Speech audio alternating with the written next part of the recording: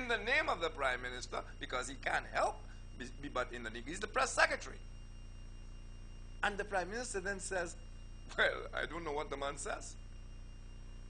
You want to tell me the Prime Minister didn't realize that Earl's idea of promoting him was in fact making Kenny enemies?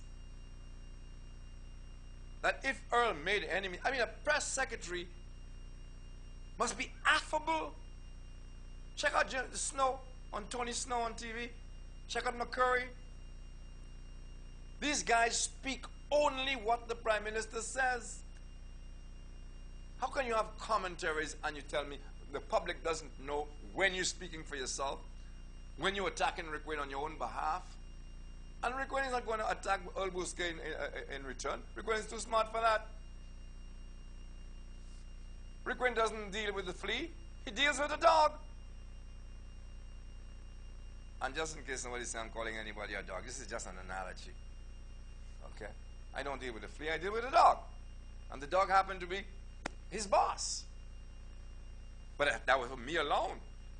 But there were a lot of people who got very antagonized by some of the stuff Earl said, who were offended by the stuff Earl said, and took it off on the Prime Minister. It shouldn't be for Earl to go and defend the Prime Minister. The Prime Minister is supposed to tell him what to say in the Prime Minister's defense. All those stupid articles in the Crusader, etc. Were those articles designed to help Kenny Anthony? Etc. But he wouldn't fire him because he felt his pain. How can I fire Earl? What's Earl going to do? You got to fire him. Walter Francois, fire him. Because if he doesn't respect himself, does not respect the nation, of what use is he to you? Kenny didn't even fire the man from his cabinet. I keep reading crap. People like Irving Reed, you know who Irving Reed is? Etc. Talking about the man, fired him and got rid of him from his cabinet. Walter Francois told the whole world that Kenny Anthony didn't have the balls to fire him, that he fired himself. And tried to stand on that platform, you know. I resigned on my own. Getting some kind of, kudos for that. And what does Kenny Anthony? He goes to Soufriere, you know the story, and embraces him, makes excuses for him.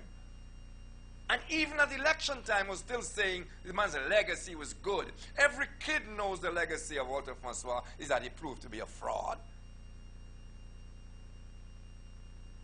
Kenny held on to Matthew Roberts till Matthew Roberts' slime made him slip out of Kenny's grasp.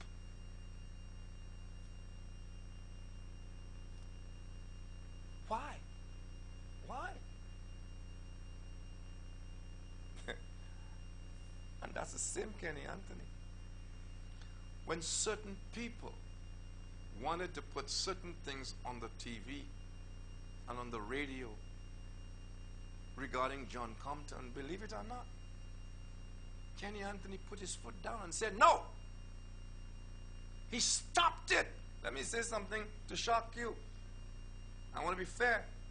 Certain dirt that was going to be put out on Compton, it got put out anyway, but without Kenny's sanction and without his knowledge. Dirty ads.